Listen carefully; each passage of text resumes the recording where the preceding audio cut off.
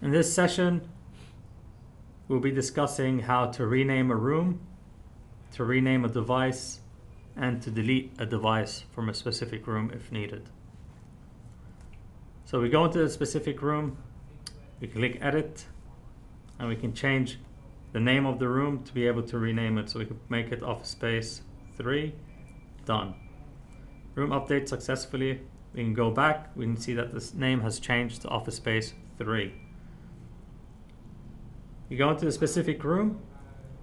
If we want to rename a device, we can click on a specific device. For example, the occupancy sensor 1, go into settings, go into name, and change that to whatever name you want it to rename it to. So OS 1.2. We click back. If you want to save the changes you made, okay. Device renamed successfully.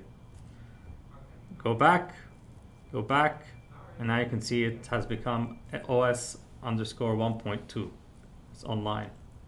To delete a specific device, we go into the device, we go into settings. Actually, you don't.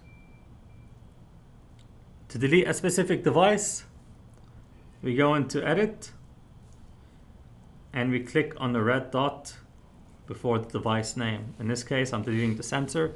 You can see that it's solid. The RGB light is solid and not blinking, so it's paired. So I can delete it. Do you want to delete? I delete it. Next. And in a few seconds, it'll tell me the device deleted successfully, and the device is blinking now. Therefore, the device is ready to be paired, and it's in pairing mode. So now we have covered how to edit a room name, edit the device name, and delete a specific device from the Engage system.